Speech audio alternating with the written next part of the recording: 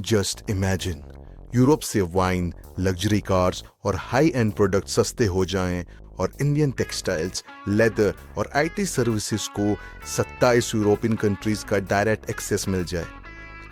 यही है India EU free trade agreement. India और यूरोपियन यूनियन ने लगभग 20 साल बाद अपना फ्री ट्रेड एग्रीमेंट फाइनल कर लिया है। नेगोशिएशन 2007 में शुरू हुई थी और अब जाके डील क्लोज हुई है। डील का स्केल समझो, ईयू इंडिया का सेकंड लार्जेस्ट ट्रेडिंग पार्टनर है। दोनों के बीच annual trade already 120 billion euros के आसपास है और इस डील के बाद एक्सपोर्ट्स डबल होने का टारगेट रखा गया है। ईयू ने इंडिया को क्या दिया?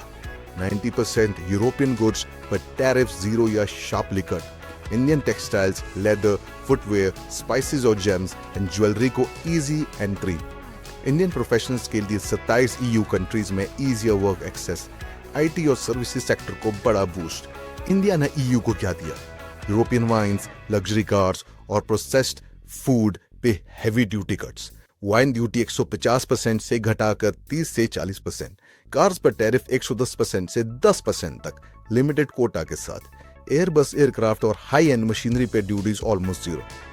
पर कुछ सेंसिटिव सेक्टर्स सेफ हैं। इंडिया ने राइस, वीट, मिल्क, चिकन और फार्म सेक्टर पर कोई कॉम्प्रोमाइज नहीं किया। गवर्नमेंट प्रोक्योरमेंट और ज्योग्राफिकल इंडिकेशन जैसे इश्यूज भी डील से बाहर रखे गए। But why now? Timing important है। ग्लोबल ट्रेड अनस्टेबल है, यूएस टैरिफ्स का प्रेशर है और चाइना डिपेंडेंसी कम करनी है। EU chief Ursula one der Leyen ने बोला, this deal reduces strategic dependence. वहीं पीएम मोदी ने इसे कहा, historic partnership in a turbulent world. What next? Deal में पहले लीगल स्क्रबिंग, फिर 27 ईयू पार्लियामेंट्स की अप्रूवल। टारगेट है 2026 से इंप्लीमेंटेशन। बॉटम लाइन, ये सिर्फ ट्रेड डील नहीं है, ये है इंडिया का ग्लोबल मैन्युफैक्चरिंग और सर्विसेज पावर हाउस बनने का फास्ट ट्रैक। अब सवाल ये है, क्या ये डील इंडियन इकोनॉमी के लिए गेम चेंजर होगी या यूरोप को ज्यादा फायदा मिलेगा? कमेंट्स में बताओ।